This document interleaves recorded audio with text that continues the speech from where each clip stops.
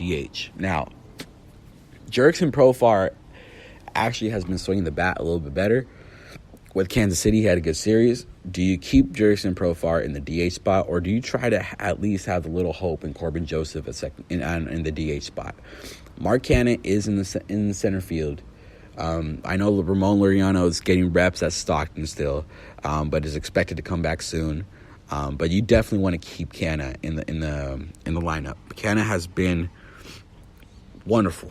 Wonderful. He's been one of the better hitters in the MLB. We talked a lot about that last episode, but you want to keep Mark Canha in center field, so that doesn't leave too much spots for Sheldon Neuse and Seth Brown when you do have KD in there. So with KD on the paternity leave, this does open up opportunities for them. This is going to mean Corbin Joseph is going to have to hit soon, or else he's going to be sent down again. This is going to mean Profar is probably going to have more competition. He's going to have to swing the bat because Chad Pinder can play second. Neuse can play second, so there's more people taking over his spot. Left field, Seth Brown is making his way in, and Grossman is getting less at-bats with Seth Brown in there. But right field is open for Pinder or Grossman as well. So that is from the Piscotty injury that happened earlier, who is also going through his fair amount of injuries. So what does this mean? I mean, what can this be about? This is going to make the roster competitive. Every batter in the lineup that I have mentioned is going to have to do something with the bat. They're going to have good ABs. They're going to have to do something that's going to change the game, because this is the observation of this season. This is going to be them showing off their talent and showing them why they deserve a spot in the playoff roster. This is going to be their best opportunity, actually. So this is going to be interesting. The 40-man roster does expand September 1st, or not the 40-man, the 25-man roster expands September 1st into a 40-man roster. Candidates: Shamanaya, Wendelken, Wong, if he's not claimed yet, Laureano, Sky Bolt, Mateo, Garneau, Murphy. You can keep on going with the amazing list. This is the thing that I like about this season. There's a lot of guys that could really make an impact in this roster. With Shamanaya throwing the no-hitter last year, Wendelken having the very, very big surprise season last year as well, coming out of nowhere. Wong wasn't too bad this year. Laureano, we all know what Laureano's about. Sky Bolt, who really wants another chance in the MLB to show what he can do. Hasn't really been given much of the opportunity, but was a really big prospect earlier in the year. That a lot of people wanted to see more of. Jorge Mateo, who is expected to be in the infield picture soon with his speed and plus defense. Garneau, who really hit well earlier in his stint with Oakland. So this is going to be really interesting to see what the roster can turn out to be. It's going to be very competitive. There's some series that, you know what, you can plug these guys in, see what they can do. And there's other series that, you know what, we're going to have some big situations and hopefully they can perform. And like I said, New York and Houston are the only two big series left if you want to go by ranks. And then the rest of the schedule looks like, you know what, this is time to experiment a little bit, not too much, because it is the last month of baseball coming up in September. So you want to see what they can do, you know. But before we continue on of this situation, we want to congratulate Nick Allen, Greg Diekman, Alfonso Rivas, and Jesus Zambrano, Jenderson Hurtado, who will participate in the Arizona Fall League. Daniel Gossett can be a part of that too. He is recovering very quickly from what I'm hearing. We all know Daniel Gossett, the former second-round pick for the Oakland Athletics. I think second or third round, one of those two. But Gossett is expected to at least be reevaluated and actually going to be brought in to try to be observed, because he's already throwing a little bit in Stockton. right now. He's throwing a little bit of bullpen sessions in Stockton, actually progressing really, really fast, and this is impressive for Daniel Gossett, because we all know he was a big time, well, not as big, but he was a guy that was going to be very exciting to see in the big leagues.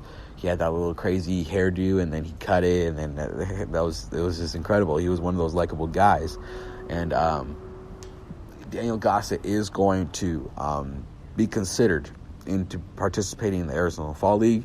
So congratulations to those guys who's going to get more reps in Arizona. Nick Allen, the one that pops out the most in that, because Nick Allen is in the injury list and injured, but he's had a really big breakout season, hitting .292 in Stockton. So hopefully this can mean that he's ready for Midland in the future. Diekman having an okay year. Alfonso Rivas, who has been incredible so far. He's already in AAA, got drafted last year. So this is really exciting to see Alfonso Rivas, because he is a stud when he is in the plate. He can be patient, get the walks, he can hit, he can make an impact with the bat. So it's really good to see Alfonso Rivas get that chance. Jesus Zamorano as well, having a great season, and hopefully he can show what he's about in Arizona. And also a big congratulations to Brian Howard, who was named a Texas League postseason All-Star in Midland.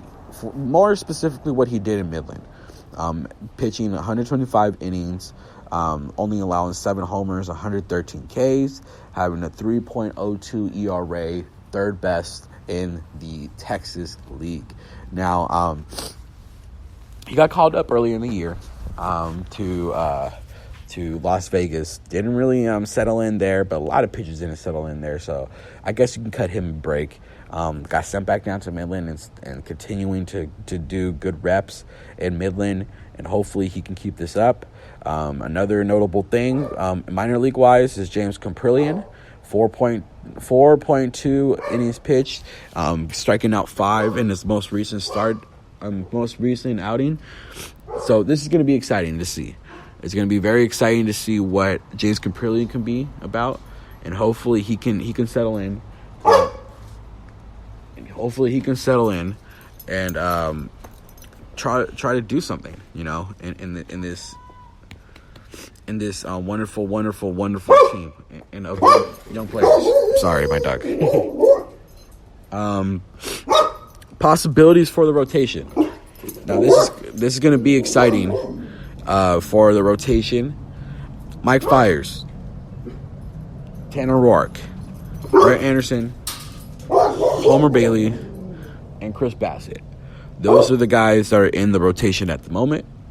Those are the guys that are going to be really, really, really big in this rotation. And they have some company. They have some company coming soon. And then with Matt Harvey knocking on the door, 3.60 ERA, Jesus Luzardo, Sean Manaea, Paul Blackburn, Tanner Anderson.